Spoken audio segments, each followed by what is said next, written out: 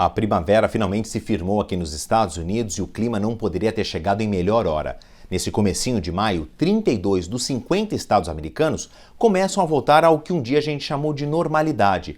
O comércio não essencial volta a funcionar parcialmente e a mobilidade urbana está sendo liberada em mais de 60% do território americano.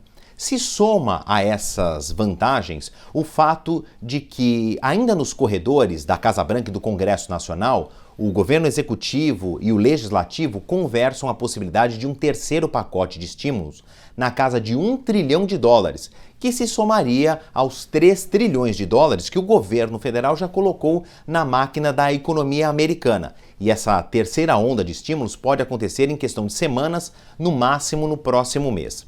Agora, claro, a retomada das cidades, pacote de estímulos, são um prato cheio para Wall Street começar a semana em ótimo humor.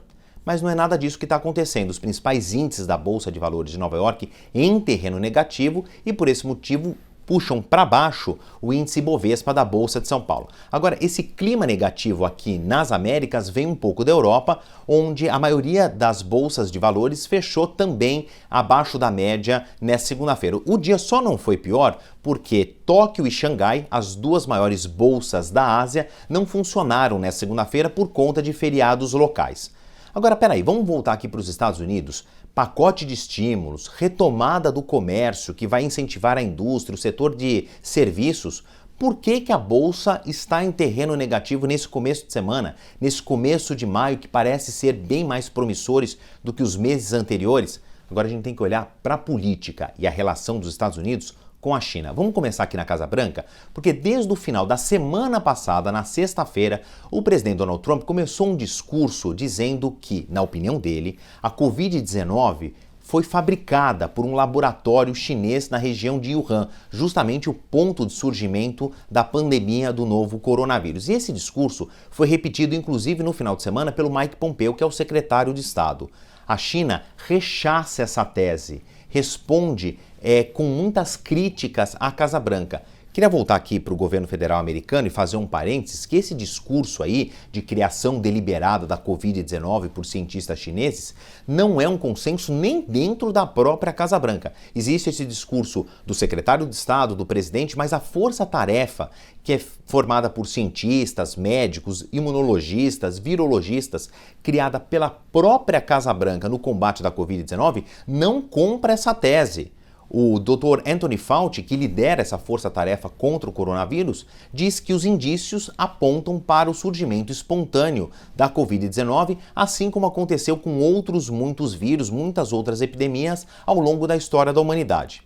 Voltando para a China tem criticado fortemente os Estados Unidos e agora a gente tem uma guerra de retóricas. Só que, além de falar que os chineses criaram em laboratório e talvez Pequim não tenha tido a competência suficiente de manter a epidemia contida no seu território, o presidente americano faz um discurso com um forte teor de vingança contra a China, dizendo que vai buscar uma espécie de compensação e, para isso, ameaça retalhar política e economicamente a China. Então nós estamos falando aí de uma guerra, mais uma, entre as duas maiores potências econômicas da atualidade e a maior relação comercial entre dois países em todo o mundo.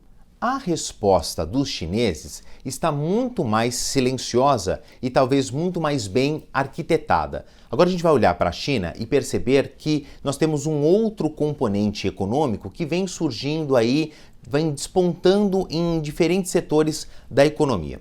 O governo chinês está aplicando o chamado renminbi eletrônico, está criando uma espécie de um Bitcoin oficial baseado na moeda chinesa. E alguns comércios eletrônicos em cidades muito importantes, em regiões muito importantes da China, como o polo industrial de Shenzhen, já estão operando esse renminbi Bitcoin, esse renminbi eletrônico. Não se trata de apenas uma transação eletrônica, nós estamos falando em outra moeda baseada em blockchain. Agora, o que pode acontecer se a China tirar esse Bitcoin renminbi do comércio local e levar isso para a Bolsa de Valores, para o mercado internacional de operações com outros países?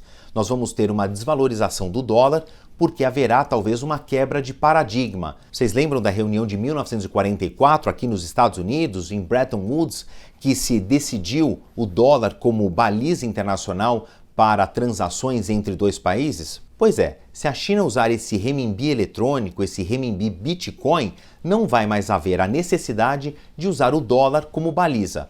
Primeira consequência imediata, vai haver uma desvalorização do dólar perante o renminbi. E segundo, a China vai usar muito inteligentemente esse seu próprio recurso para fazer um câmbio ainda mais artificial, como ele já faz com a sua moeda física. Então, o que começou com uma guerra de retóricas pode ter proporções para o resto do mundo. E para o Donald Trump, que está em ano de reeleição, isso pode pesar muito no orçamento político dele.